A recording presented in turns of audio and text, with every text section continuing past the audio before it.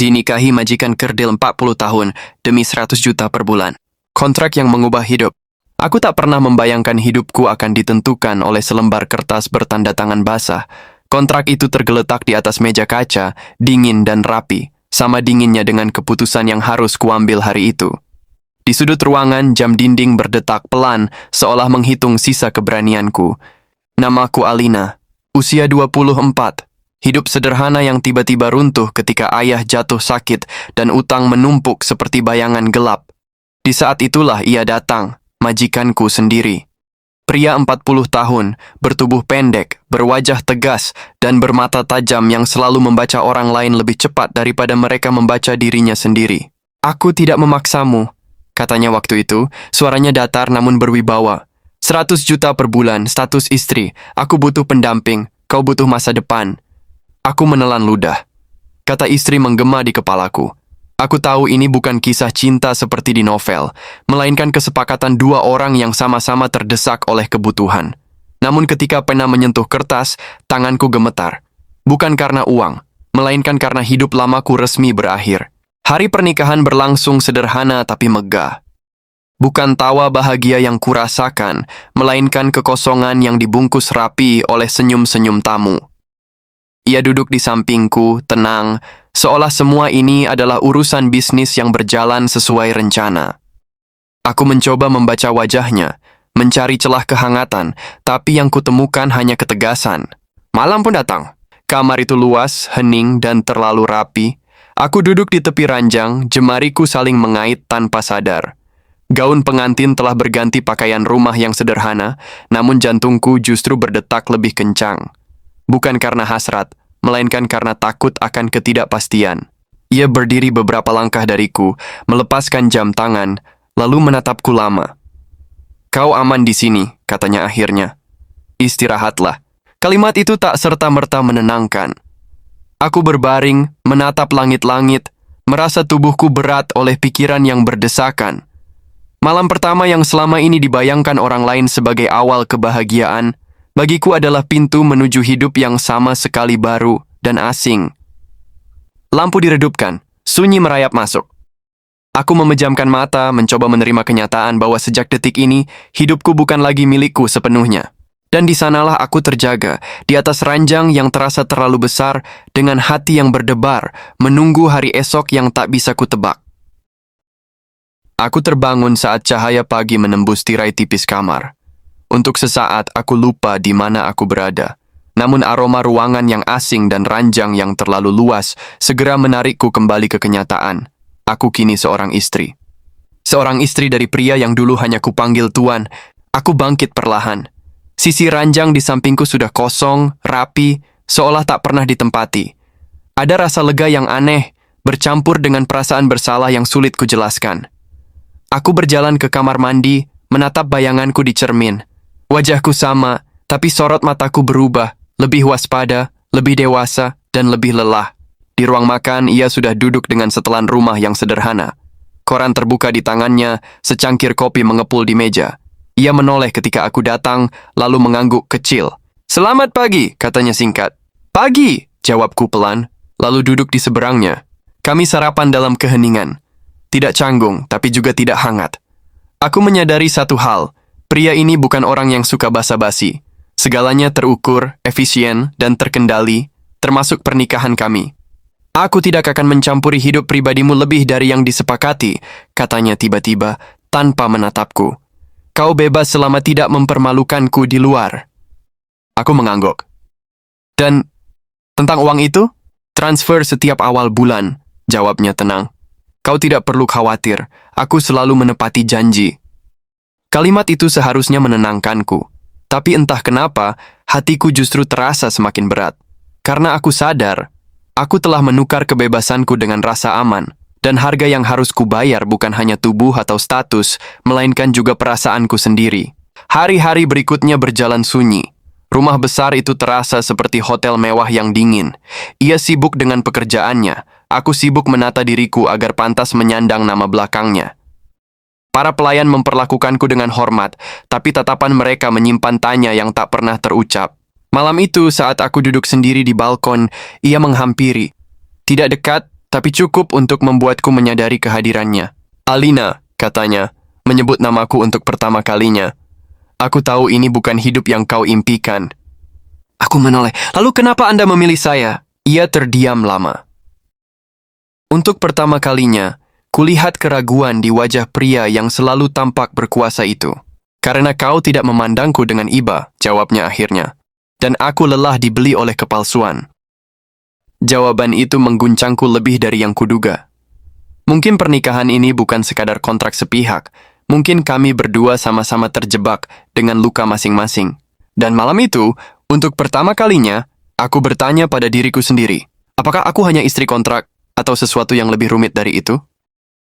Hari-hariku mulai mengikuti ritme rumah besar itu. Bangun pagi tanpa terburu-buru, sarapan yang selalu rapi, dan keheningan yang terasa semakin akrab atau justru semakin menyesakkan. Aku belajar satu hal, diam di rumah ini bukan sekadar sunyi, tapi cara untuk bertahan. Ia jarang berada di rumah. Ketika ada pun, kehadirannya terasa seperti bayangan, nyata tapi sulit disentuh. Aku sering bertanya-tanya, apakah ia juga merasa terasing seperti aku, atau justru menikmati jarak yang tercipta di antara kami. Suatu sore, hujan turun deras. Aku sedang membaca di ruang tengah ketika pintu terbuka. Ia masuk dengan jas basah, wajahnya tampak lebih lelah dari biasanya. Tanpa berkata apa-apa, ia duduk di sofa, melepas sepatunya dengan gerakan berat. "Teh hangat?" Tanyaku, ragu. Ia menatapku sejenak, lalu mengangguk. "Terima kasih." Aku menyadari, ini mungkin percakapan terpanjang kami sejak menikah. Saat ku serahkan cangkir itu, tanganku sedikit gemetar. Bukan karena takut, melainkan karena ada dorongan aneh untuk lebih dekat. Untuk memahami pria yang selama ini kulihat hanya sebagai majikan dan suami di atas kertas. "Kau tidak perlu selalu berhati-hati di rumah ini," katanya tiba-tiba. "Aku tidak akan melukaimu." Kalimat itu membuat dadaku menghangat sekaligus nyeri. "Kadang luka tidak selalu terlihat," jawabku pelan. Ia terdiam. Untuk beberapa detik, hujan menjadi satu-satunya suara yang mengisi ruangan. Lalu, dengan suara yang lebih rendah, ia berkata, "Sejak kecil, aku belajar satu hal. Dunia tidak ramah pada orang sepertiku. Aku membangun tembok agar tidak diinjak." Aku menatapnya, dan untuk pertama kalinya aku tidak melihat majikan yang berkuasa, melainkan seorang pria yang lelah mempertahankan diri. "Mungkin kita sama," kataku. "Aku juga membangun tembok, bedanya aku terpaksa." Ia tersenyum tipis, senyum pertama yang tidak terasa dingin. Malam itu, kami duduk berhadapan lebih lama dari biasanya. Tidak ada sentuhan, tidak ada janji. Hanya dua orang yang perlahan menyadari bahwa pernikahan ini bukan sekadar transaksi. Ada luka yang saling berhadapan, dan mungkin kesempatan untuk saling menyembuhkan. Namun aku tahu, setiap tembok yang retak selalu menyimpan risiko. Karena ketika perasaan mulai terlibat, kontrak tak lagi cukup kuat untuk melindungi hati. Dan aku mulai takut pada satu hal yang tak pernah masuk perjanjian kami sejak awal. Jatuh cinta. Sejak percakapan malam itu, ada sesuatu yang berubah di antara kami. Bukan kehangatan yang tiba-tiba menyala, melainkan kesadaran bahwa kami sama-sama manusia, bukan sekadar peran dalam kontrak. Namun perubahan kecil justru membawa beban yang lebih besar. Aku mulai sering keluar rumah. Bukan untuk bersenang-senang, melainkan menghadapi dunia yang kini memanggilku dengan satu identitas baru. Istrinya. Tatapan orang-orang berbeda. Ada yang iri, ada yang heran, ada pula yang meremehkan. Bisik-bisik itu sampai ke telingaku, tajam dan menusuk. Katanya dia nikah demi uang. Masih muda, tapi pilihannya aneh. Pasti cuma formalitas. Aku tersenyum setiap kali mendengarnya, tapi hatiku remuk perlahan. Mereka tak tahu apa yang kurasakan. Mereka tak tahu harga yang harus kubayar setiap malam ketika sunyi kembali menelanku. Suatu siang, aku diundang makan oleh kerabatnya. Meja panjang, wajah-wajah asing, dan senyum yang terlalu dibuat-buat. Ia duduk di ujung meja, tenang seperti biasa. Aku di sampingnya, tegak, diam, dan berusaha pantas. "Alina, ya?" tanya seorang wanita parubaya dengan nada menyelidik. "Kamu cantik. Dulu kerja apa sebelum menikah?" Gue menarik napas. "Saya bekerja di perusahaannya." "Oh," sahutnya singkat lalu tersenyum miring. "Beruntung sekali." Kalimat itu sederhana, tapi menyimpan makna yang menyakitkan. Tanganku mengepal di bawah meja. Aku ingin membela diri, tapi lidahku keluh. Status ini melindungiku secara materi, namun telanjang di hadapan penilaian orang lain. Di perjalanan pulang, mobil melaju dalam diam. Aku menatap keluar jendela, menahan air mata yang tak ingin jatuh. "Jika kau tak ingin menghadiri acara seperti itu lagi, kau tak perlu," katanya akhirnya. "Aku istrimu," jawabku lirih. "Atau setidaknya, begitulah seharusnya aku bersikap." Ia menoleh. "Menjadi istriku bukan kewajiban untuk menderita." Kalimat itu membuat dadaku sesak. "Lalu apa artinya menjadi istrimu?" tanyaku pelan. Mobil berhenti di halaman rumah. Ia mematikan mesin, menatap lurus ke depan. Aku juga masih mencari jawabannya. Malam itu, aku berdiri sendiri di kamar, menatap pantulan diriku di cermin. Nama belakangnya kini melekat padaku. Uang yang dulu menjadi alasan utama, terasa semakin kecil dibanding beban batin yang kupikul. Aku mulai sadar, menjadi istrinya bukan sekadar soal bertahan. Ini tentang memilih, apakah aku akan tetap bersembunyi di balik kontrak atau berani menghadapi perasaan yang tumbuh diam-diam meski risikonya menyakitkan. Dan untuk pertama kalinya sejak menikah, aku bertanya pada diriku sendiri, jika suatu hari uang itu tak lagi ada, apakah aku masih akan tinggal? Aku menoleh di sebuah kafe kecil dekat rumah sakit tempat ayah dirawat. Jantungku seketika berdegup tak beraturan. Pria itu berdiri beberapa langkah dariku, Raka, masa laluku. Orang yang pernah berjanji akan menikahiku, lalu pergi ketika hidupku runtuh. "Kamu kelihatan berbeda," katanya menatapku dari ujung kepala sampai kaki. Aku tersenyum tipis. Hidup memang suka berubah tanpa izin. Isyu tertawa kecil, lalu duduk tanpa diminta. "Aku dengar kamu menikah," katanya, "dengan pengusaha itu?" Aku menegang, kabar cepat sekali. "Jakarta kecil," jawabnya santai. "Kamu bahagia?" Pertanyaan itu menghantamku tepat di dada. Aku terdiam terlalu lama. Terlalu jujur untuk berbohong, terlalu lelah untuk menjelaskan. "Aku bertahan," jawabku akhirnya. Tatapan Raka melembut, seolah menemukan celah. "Kamu nggak seharusnya mengorbankan hidupmu demi uang, Lin." Aku tersenyum pahit. "Kamu juga nggak ada waktu itu." Kalimat itu membuatnya terdiam. Malamnya, aku pulang dengan pikiran kusut. Namun yang tak kuduga, ia sudah menunggu di ruang tengah. Duduk tenang, tangan terlipat, mata menatap lurus ke arahku. "Kau bertemu seseorang hari ini," katanya bukan bertanya. Dadaku bergetar. "Kamu mengikutiku?" "Tidak," jawabnya singkat. "Aku hanya tidak buta." Aku menurunkan tas perlahan. Dia masa laluku. Keheningan menggantung. Untuk pertama kalinya, kulihat rahangnya mengeras. Matanya menggelap. "Kontrak kita tidak melarangmu bertemu siapapun," katanya dingin. "Tapi jangan lupa posisimu." Kalimat itu menusuk. Posisiku sebagai apa? Suaraku bergetar. Istri atau properti? Ia bangkit berdiri. Tingginya memang tak sebanding dengan tubuhnya, tapi wibawanya membuatku sulit bernapas. "Aku membayarmu untuk kejujuran dan rasa hormat." Air mataku jatuh tanpa izin. "Aku tidak menjual hatiku." Kalimat itu menghentikannya.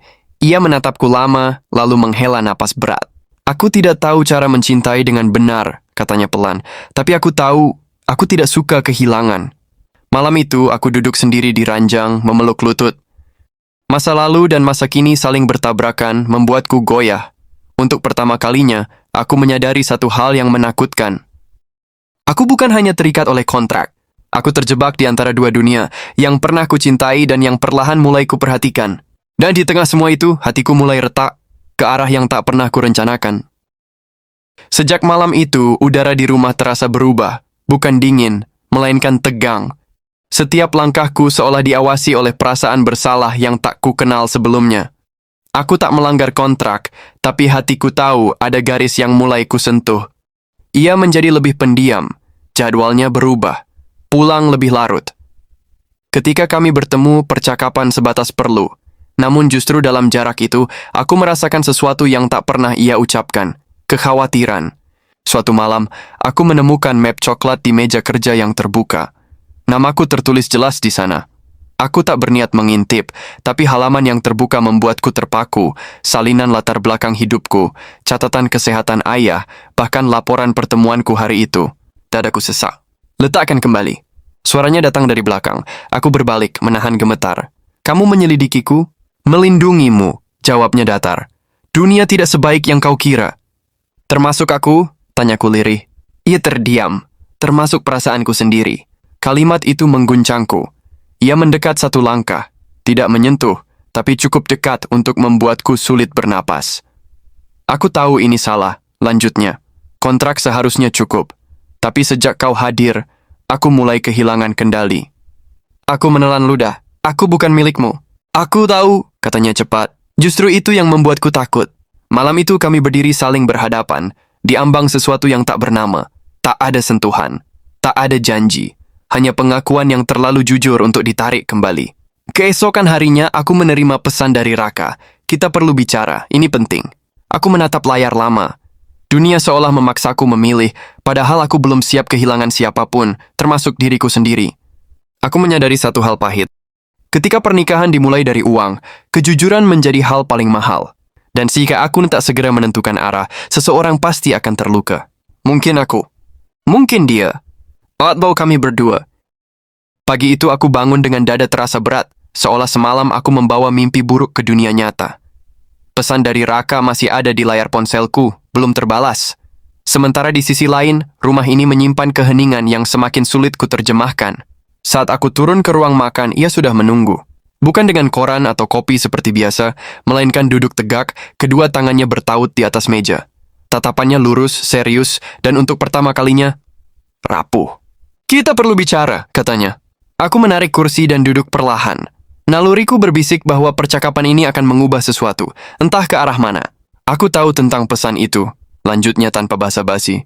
Pria dari masa lalumu. Aku terkejut lalu tersenyum pahit. Jadi kamu memang selalu tahu. Aku tidak ingin jadi pria yang mengontrol, katanya, suaranya rendah. Tapi aku juga tidak ingin jadi pria yang dibohongi. Aku menatap meja. Aku belum menemuinya. Itu bukan jawabannya. Aku mengangkat kepala. Lalu apa yang kamu inginkan dariku? Easter yang lama seolah menimbang kata-kata yang terlalu mahal untuk diucapkan sembarangan. Kejujuran dan keputusan. Jantungku berdegup keras. Keputusan tentang apa? Apakah kau masih ingin menjalani pernikahan ini? Katanya pelan. Atau hanya menunggunya berakhir? Kalimat itu menghantamku lebih keras dari teriakan manapun. Aku baru sadar. Selama ini aku bersembunyi di balik kata kontrak, seolah itu bisa melindungiku dari tanggung jawab perasaan. Kamu tahu kenapa aku tidak pernah menikah sebelumnya? Lanjutnya tiba-tiba. Aku menggeleng. Karena setiap perempuan yang mendekat, melihatku sebagai dua hal, katanya lirih. Uang atau kekurangan, tidak pernah sebagai manusia utuh. Aku terdiam, dadaku terasa nyeri. Kau berbeda, lanjutnya. Kau memandangku dengan takut, iya, tapi juga dengan kejujuran. Itu sebabnya aku memilihmu. Aku mengepalkan tangan. Aku tidak berniat menyakitimu. Aku tahu, katanya, tapi diam-diam juga bisa melukai. Keheningan kembali turun. Kali ini bukan sunyi yang kosong, melainkan penuh dengan kata-kata yang tak terucap. Aku akan jujur, kataku akhirnya. Aku belum tahu apa yang kurasakan, tapi aku tahu satu hal. Aku tidak ingin hidup dalam kebohongan. Ia menatapku lama, lalu mengangguk pelan. Baik, aku beri waktu. Waktu? Tanyaku. 1 bulan, katanya tegas. Setelah itu kau tentukan, tetap sebagai istriku sepenuhnya, atau kita akhiri dengan terhormat. Napas seolah tertahan di tenggorokanku.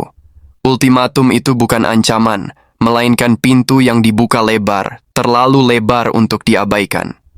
Malamnya aku duduk sendirian di kamar, menatap langit-langit yang kini terasa semakin dekat. 1 bulan untuk memilih jalan hidup. 1 bulan untuk jujur pada diriku sendiri. Dan di antara detak jam yang terus berjalan, aku sadar.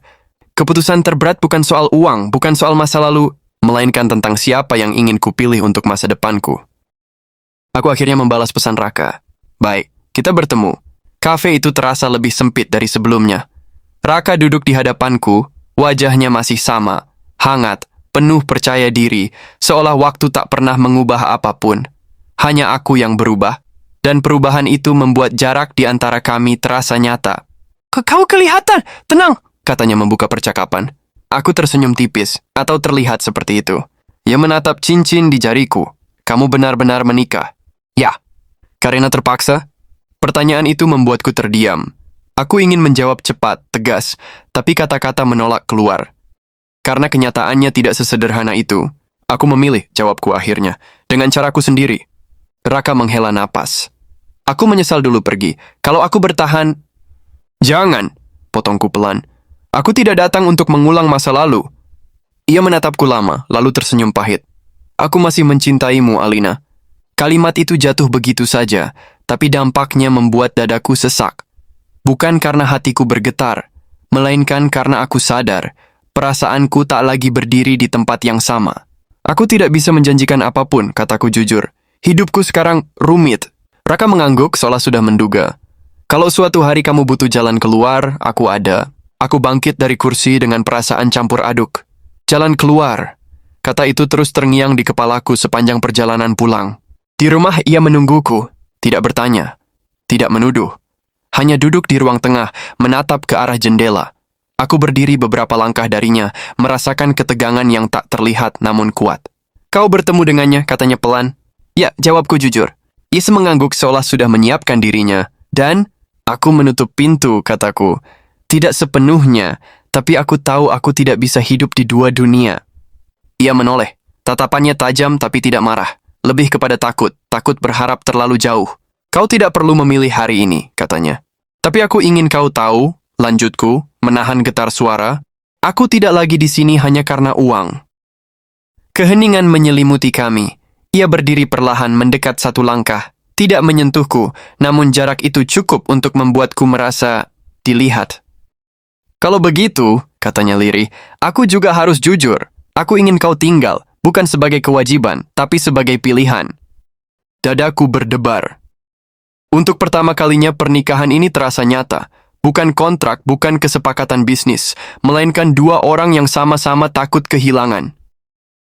Malam itu aku kembali ke kamar dengan pikiran penuh. Ultimatum 1 bulan kini terasa semakin berat karena satu hal yang tak bisa kuingkari lagi. Ketika aku hampir pergi, hatiku justru ingin bertahan. Waktu berjalan lebih cepat sejak ultimatum itu diucapkan. Setiap hari terasa seperti hitungan mundur yang berdetak di kepalaku, mengingatkanku bahwa keputusan tak bisa terus ditunda. Anehnya, justru di sela-sela kegelisahan itu, aku mulai menyadari hal-hal kecil yang selama ini luput kulihat. Ia mulai pulang lebih awal. Tidak selalu, tapi cukup sering untuk membuatku bertanya-tanya. Kadang aku mendapati makan malam sudah tersaji rapi meski ia tak duduk bersamaku. Kadang secangkir teh hangat muncul di meja kerjaku tanpa sepatah kata. Tak ada pengakuan, tak ada tuntutan, hanya kehadiran yang konsisten. Suatu malam, listrik padam karena hujan lebat. Rumah besar itu tenggelam dalam gelap. Aku duduk di ruang tengah, memeluk lutut, ketika cahaya kecil muncul dari arah lorong. Ia datang membawa lilin. Kau takut gelap? Tanyanya pelan. Aku mengangguk, sedikit malu. Tanpa berkata apa-apa, ia duduk di seberangku, menyalakan lilin satu persatu. Cahaya hangat memantul di wajahnya, membuatnya tampak lebih manusiawi, lebih dekat. Kau tidak sendirian, katanya sederhana. Kalimat itu menempel di hatiku. Di luar, hujan semakin deras. Aku menyadari, selama ini aku selalu mengukur hubungan ini dengan angka, dengan kontrak, dengan batas-batas yang kami buat sendiri. Tapi perasaan tidak tumbuh dari hal-hal besar. Ia tumbuh dari perhatian yang tak diminta, dari diam yang tidak menekan, dari rasa aman yang perlahan terbentuk. Keesokan harinya, gosip mulai menyusup. Media bisnis memberitakan pernikahan kami dengan nada menyudutkan. Ada yang menyebutku pemburu harta, ada yang meragukan niatnya. Aku membaca berita itu dengan tangan gemetar. Ia menemukanku di kamar. Ponsel masih di tanganku. Jangan baca, katanya. Bagaimana kalau ini mempengaruhi bisnismu? Tanyaku. Ia tersenyum tipis. Bisnis bisa kubangun lagi, tapi kepercayaan, tidak. Aku menatapnya, terkejut. Untuk pertama kalinya aku merasa lebih dari sekadar bagian dari citra. Aku merasa dipilih. Namun malam itu, pesan lain masuk ke ponselku. Nomor tak dikenal. Kau pikir hidupnya akan tenang jika kau tetap di sana? Ada hal-hal yang belum kau ketahui tentang suamimu. Jantungku berdegup kencang. Dunia luar belum selesai menguji kami. Dan aku sadar, keputusan yang harus kuambil tak hanya soal perasaan, tetapi juga keberanian menghadapi kebenaran. Aku menutup mata menarik napas panjang. Jika aku memilih bertahan, aku harus siap menerima seluruh dirinya. Termasuk rahasia yang mungkin menyakitkan. Dan malam itu aku tahu, hitungan mundur menuju keputusan akhir benar-benar dimulai. Pesan itu terus terngiang di kepalaku sepanjang malam. Ada hal-hal yang belum kau ketahui tentang suamimu. Kalimat sederhana, tapi cukup untuk meruntuhkan ketenanganku. Aku menatap langit-langit kamar, mencoba menepis rasa curiga yang perlahan tumbuh menjadi ketakutan. Pagi harinya, aku mendapati rumah lebih sepi dari biasanya. Ia sudah berangkat lebih awal. Di meja makan, secarik kertas tertinggal, tulisannya tegas dan rapi. Aku harus keluar kota 2 hari, jaga dirimu. Aku menggenggam kertas itu lama. Perhatiannya selalu hadir dalam bentuk yang sunyi, namun justru kesunyian itulah yang membuat pikiranku berisik.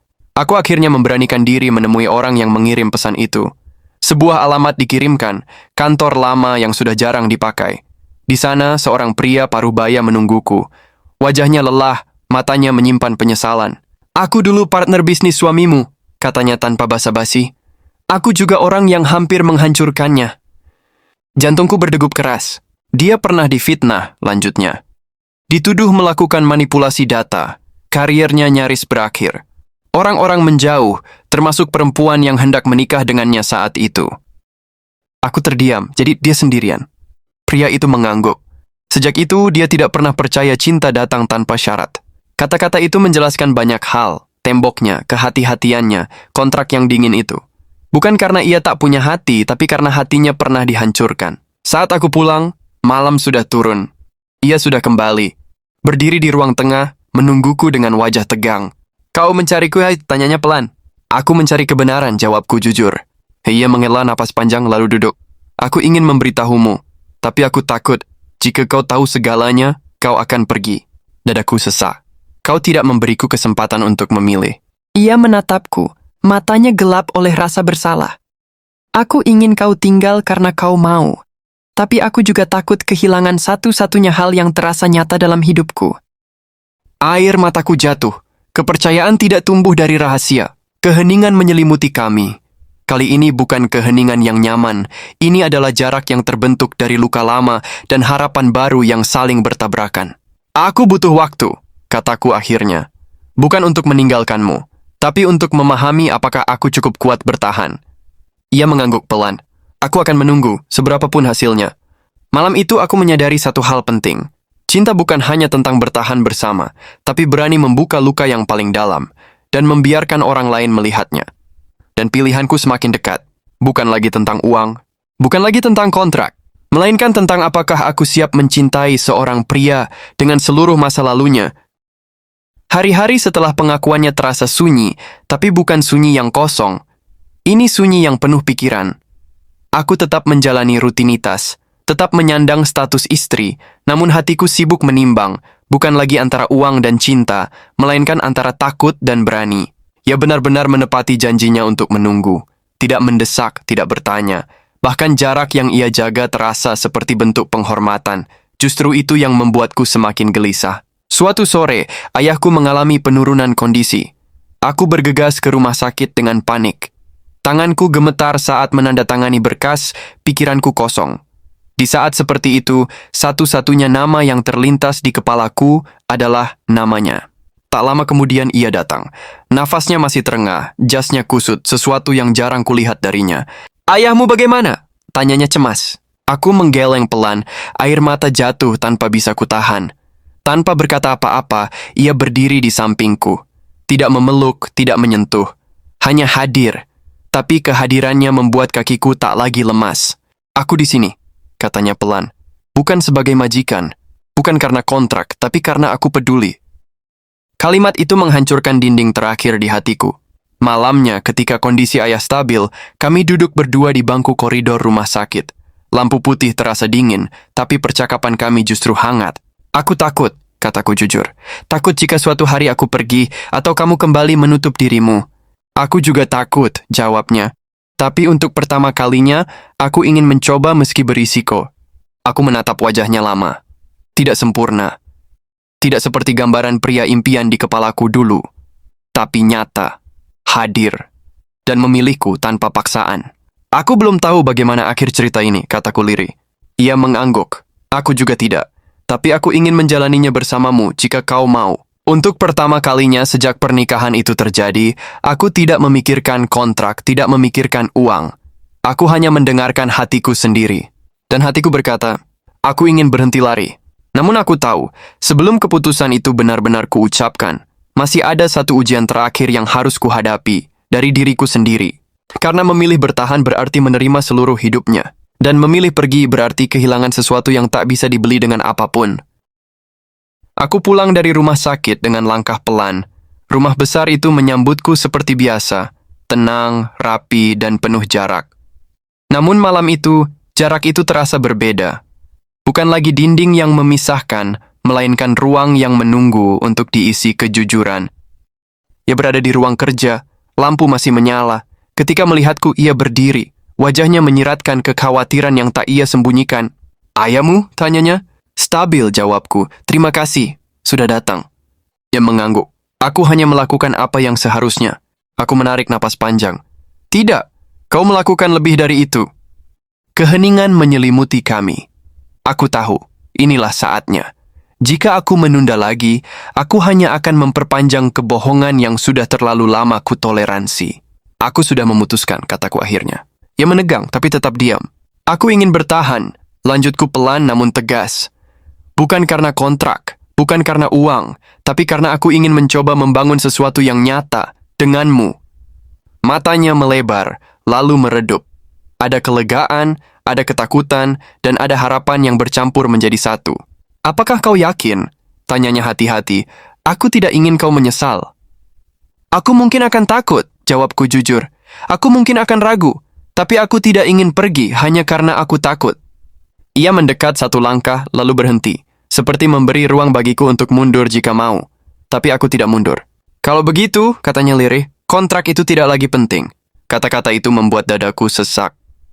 "Bukan berarti kita tidak akan berjuang," kataku. "Hanya saja, kita berjuang sebagai dua orang yang setara." Ia mengangguk.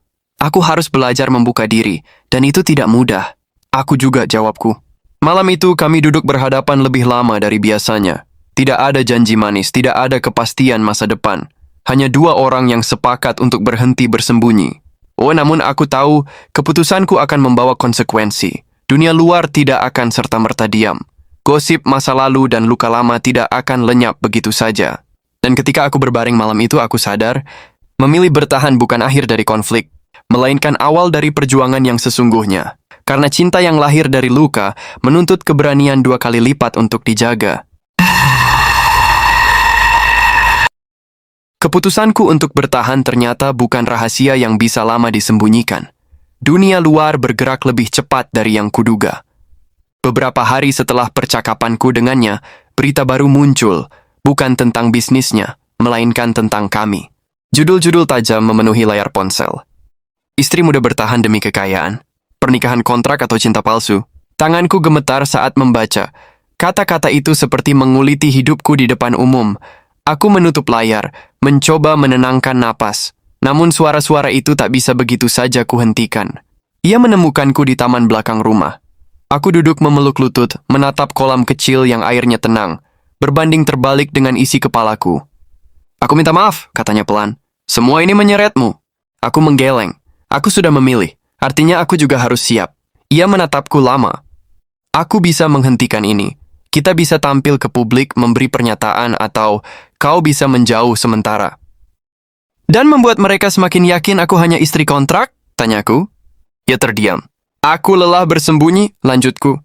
"Jika aku bertahan, aku ingin berdiri di sampingmu, bukan di belakang." Hari itu, untuk pertama kalinya kami menghadiri acara bersama tanpa kepura-puraan. Bukan sebagai pasangan sempurna, melainkan sebagai dua orang yang memilih berjalan berdampingan. Tatapan orang-orang menusuk, bisik-bisik terdengar jelas. Tapi ketika ia berjalan di sampingku, langkahnya tenang, seolah berkata tanpa kata, "Aku tidak sendiri." Namun ujian belum berhenti. Malamnya, sebuah amplop coklat tiba. Tanpa pengirim, isinya foto lama, dirinya dengan seorang perempuan lain. Wajah mereka dekat, terlalu dekat. Di balik foto itu, ada tulisan tangan. "Apakah kau yakin dia tidak akan meninggalkanmu seperti dulu?" Dadaku sesak. Masa lalu kembali mengetuk, lebih keras dari sebelumnya. Ia melihat foto itu di tanganku, wajahnya berubah pucat. "Itu, sebelum aku mengenalmu." "Aku tahu," jawabku meski hatiku bergetar. "Tapi aku juga tahu, luka lama bisa muncul kembali." Ini menatapku, suaranya bergetar untuk pertama kalinya. "Aku takut kehilanganmu." Aku menggenggam foto itu erat. lalu meletakkannya di meja. Kalau begitu, jangan biarkan dunia luar yang menentukan pilihan kita. Malam itu, kami duduk berseberangan, bukan berhadapan sebagai lawan, tapi sebagai dua orang yang sama-sama terluka oleh masa lalu. Aku menyadari satu hal, bertahan bukan berarti tanpa ragu, melainkan tetap melangkah meski ragu itu ada. Namun aku juga tahu masih ada satu badai terakhir yang akan menentukan segalanya. Dan aku belum tahu, apakah cinta yang kami bangun cukup kuat untuk menghadapinya? Ancaman itu tidak datang dengan suara keras. Ia hadir perlahan, menyusup lewat celah-celah ketenangan yang baru saja kami bangun. Telepon-telepon anonim mulai masuk, bisnisnya diganggu. Beberapa rekan lama menarik diri tanpa penjelasan. Dan aku tahu ini bukan kebetulan. Suatu malam, ia pulang dengan wajah lebih letih dari biasanya. Jasnya terlipat rapi di lengan, langkahnya berat. Aku menunggunya di ruang tengah, jantungku berdebar karena firasat yang tak enak. Mereka ingin menjatuhkanku, katanya akhirnya, dan mereka akan menggunakanmu. Aku menelan ludah. Bagaimana caranya? Membuatmu ragu, jawabnya jujur. Membuatmu percaya bahwa aku hanya akan menjadi beban. Kalimat itu menyakitkan, karena sebagian dariku memang pernah memikirkannya. Aku duduk di depannya, menatap wajah yang selama ini berusaha keras terlihat kuat. Aku tidak ingin kau terjebak, lanjutnya. Jika kau ingin pergi sekarang, aku tidak akan menahan. Aku menggeleng, air mata menggenang. Kau masih mencoba melindungiku dengan cara menjauh. Ia terdiam. Kalau ini perjuanganmu, kataku pelan, biarkan aku memilih untuk ikut. Jangan ambil keputusanku untukku. Malam itu, kebenaran lain terungkap.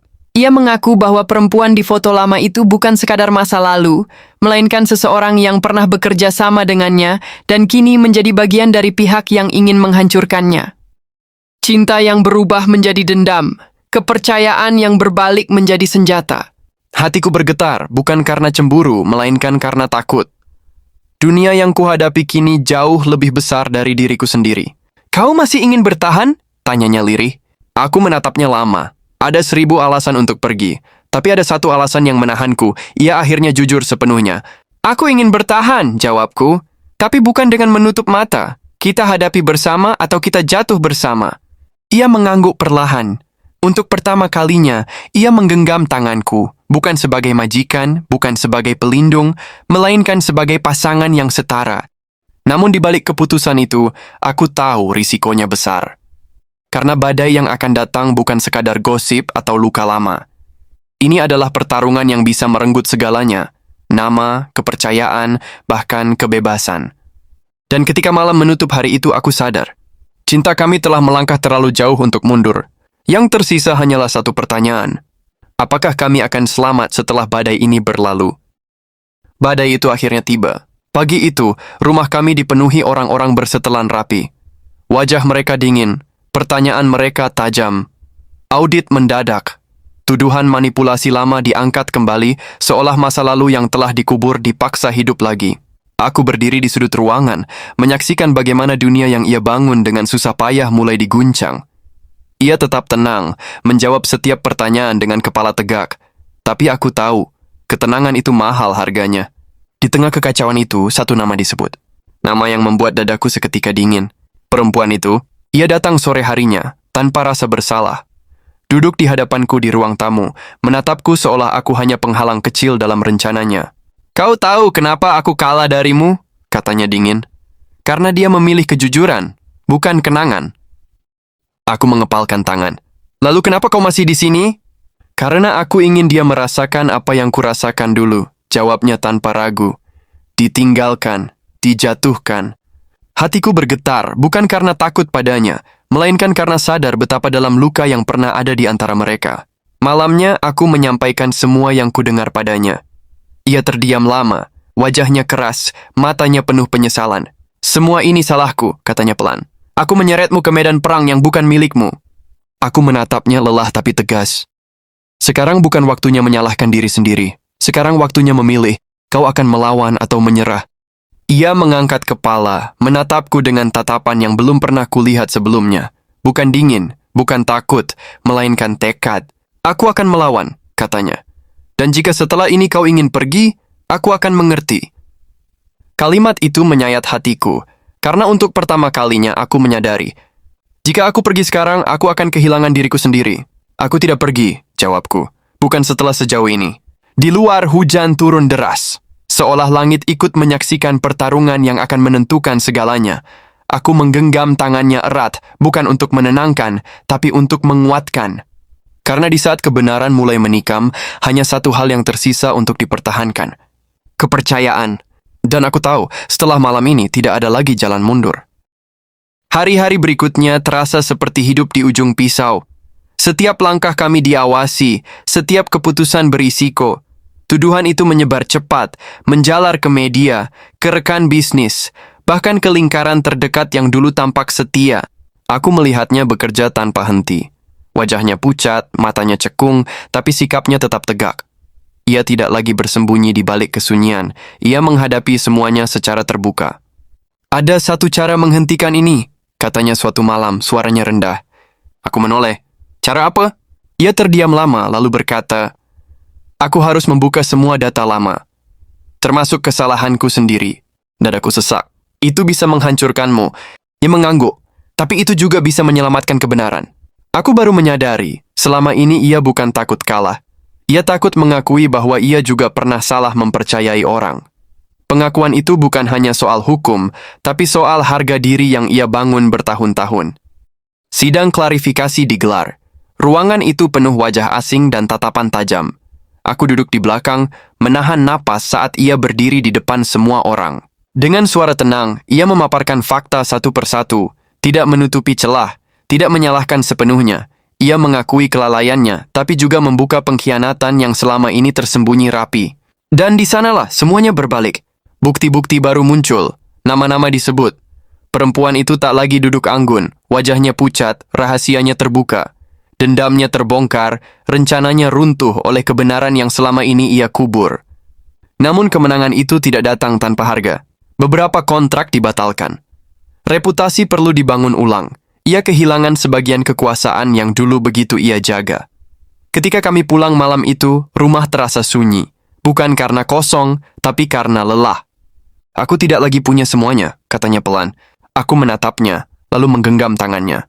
Tapi kau masih punya dirimu dan kejujuran. Ia tersenyum tipis, senyum yang tidak lagi dibangun dari kepercayaan diri palsu, melainkan dari kelegaan. Dan kau, tambahnya pelan, jika kau masih mau. Aku mengangguk tanpa ragu. Aku di sini bukan karena kau kuat, tapi karena kau berani. Malam itu aku sadar, cinta tidak selalu tentang menang. Kadang cinta adalah memilih tetap tinggal ketika segala kelebihan runtuh, dan hanya kejujuran yang tersisa. Namun satu bab terakhir masih menunggu. Bukan tentang badai, bukan tentang musuh, melainkan tentang masa depan yang harus kami tentukan. Tanpa kontrak, tanpa paksaan. Tidak ada berita buruk, tidak ada telepon mendadak. Rumah besar itu sunyi, tapi untuk pertama kalinya, kesunyian itu terasa damai. Aku berdiri di depan jendela kamar, menatap cahaya pagi yang perlahan masuk, seolah memberi isyarat bahwa badai benar-benar telah berlalu. Ia duduk di ruang tengah, memandangi selembar kertas di tangannya. Kontrak itu, dokumen yang dulu menjadi awal segalanya, alasan aku berdiri di sini hari ini. Kau tahu, katanya pelan ketika aku mendekat, aku menyimpan ini bukan karena uang. Aku duduk di seberangnya. Lalu karena apa? Karena aku takut, jawabnya jujur. Takut ditinggalkan, takut tidak cukup. Aku menatap wajahnya lama. Pria yang dulu kulihat sebagai majikan dingin, kini duduk di hadapanku tanpa perisai apapun.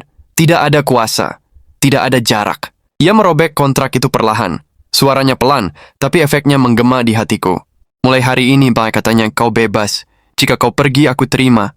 Jika kau tinggal, aku ingin itu karena kau memilih. Kisah, dadaku sesak. Air mata menggenang tanpa bisa kutahan.